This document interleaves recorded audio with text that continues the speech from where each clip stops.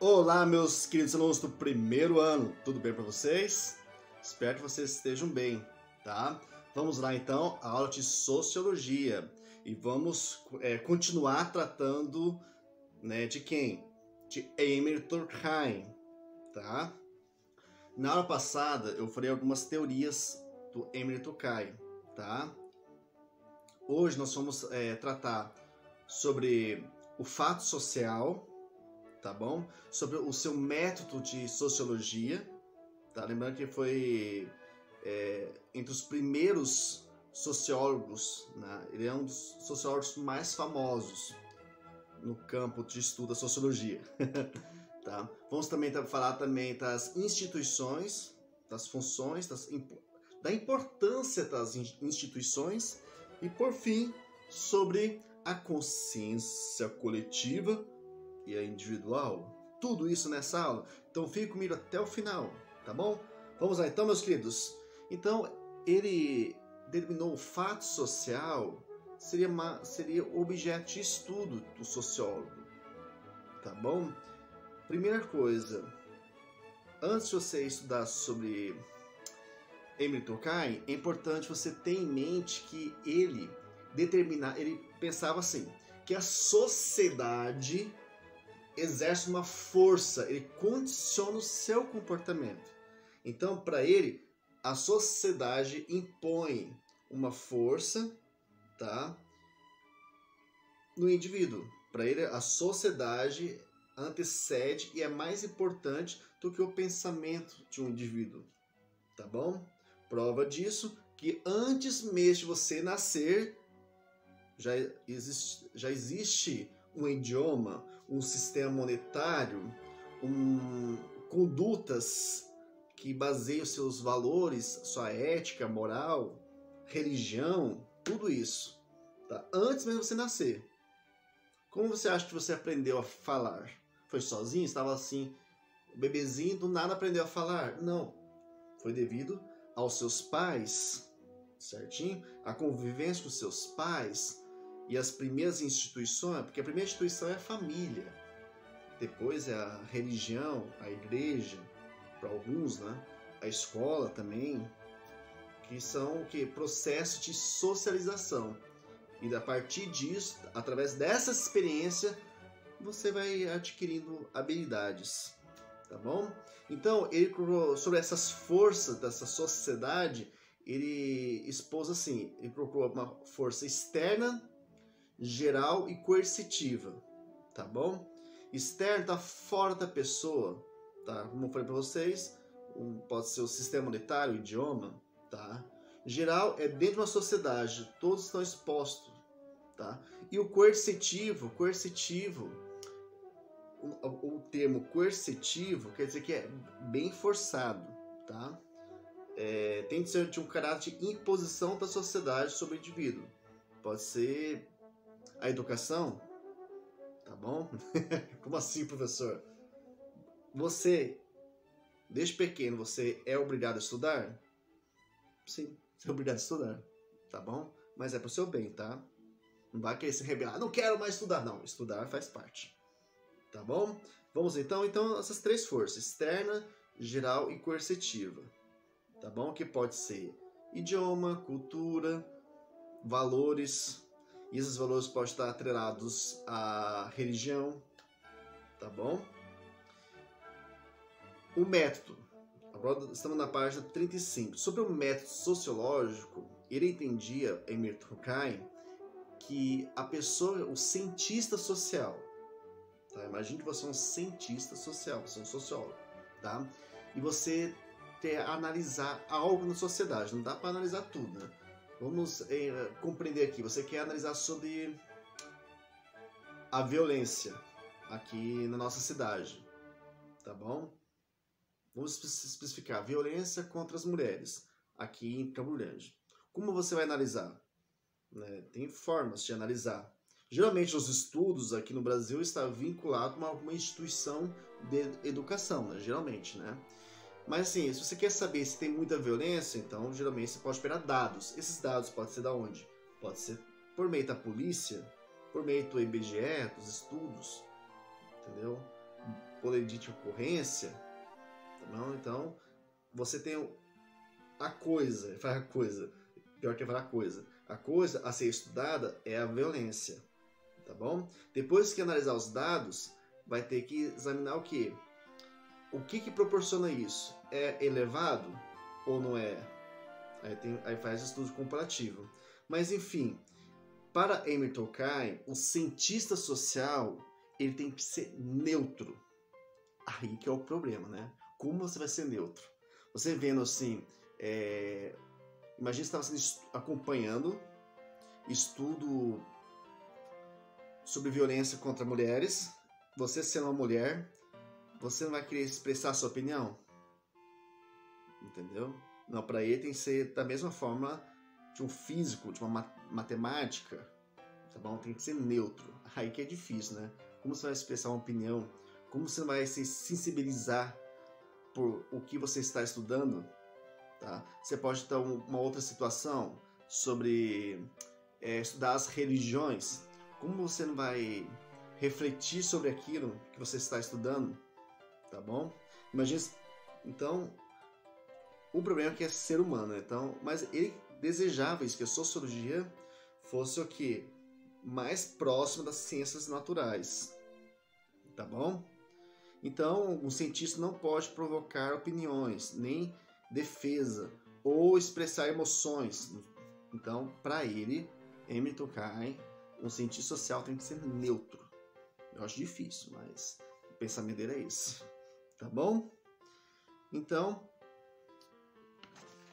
outra coisa que é interessante que na sociedade, ele acredita que a sociedade, a comunicação, ela pode ser expressa por meio de signos, símbolos, significados.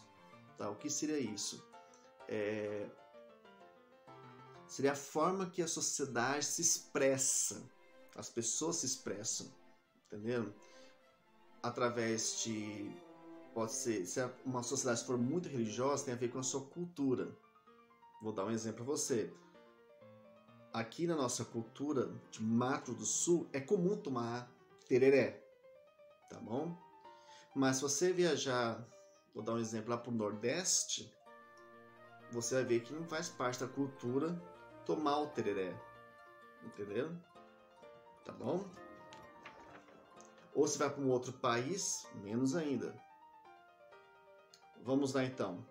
Então, agora eu vou falar sobre as instituições sociais. O que seriam instituições sociais, meus queridos?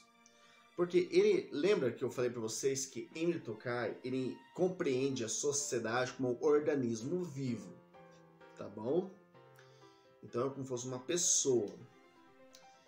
E as instituições sociais seriam como se fossem os órgãos dessa pessoa.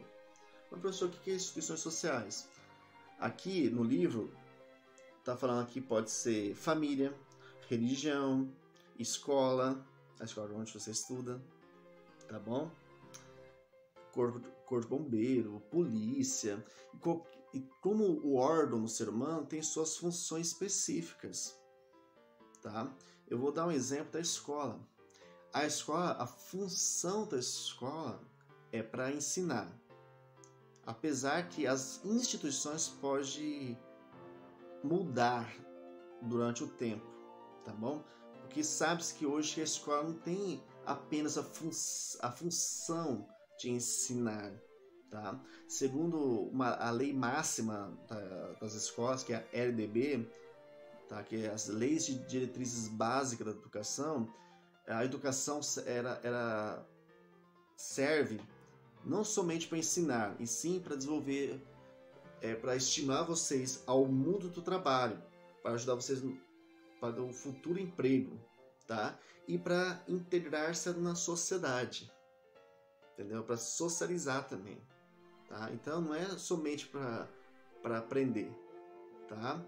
E tem instituições assim de religiosas, né? Igrejas cristãs que além de desenvolver habilidades para você socializar, para você integrar-se ao mercado de trabalho, e desenvolver habilidades que envolvem a parte física, mental e espiritual.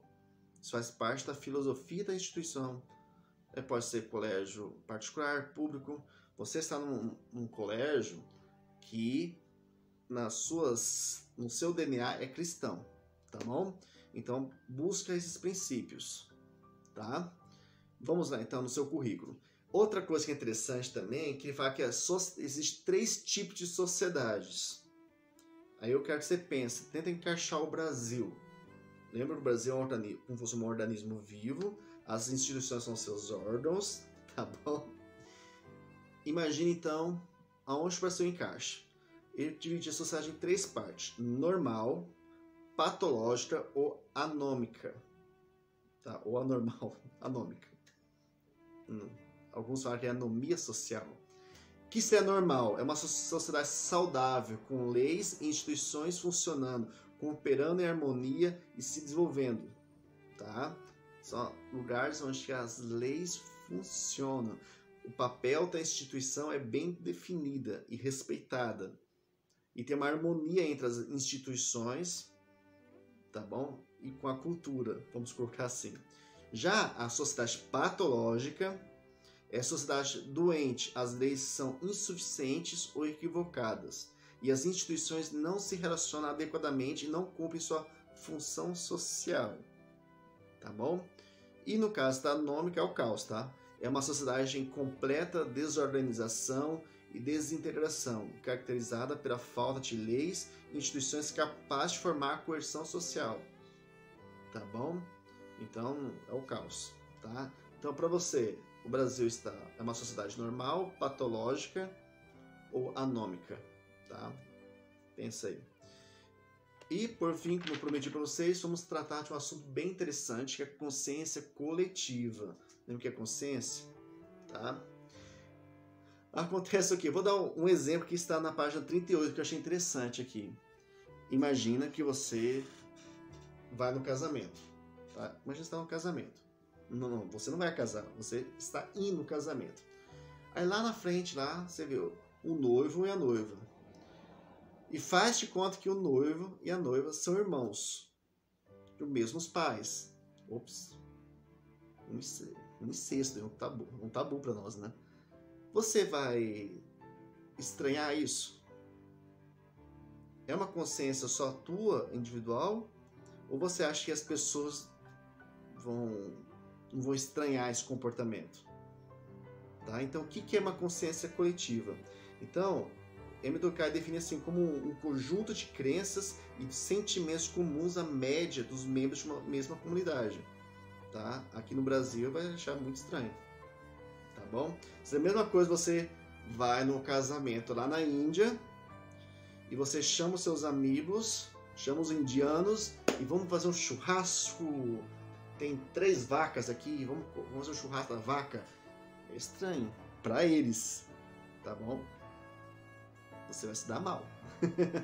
Tá bom? Então, uma sociedade como um organismo vivo, ela possui uma construção sócio-histórica, tem suas regras, sua cultura, enfim, tá?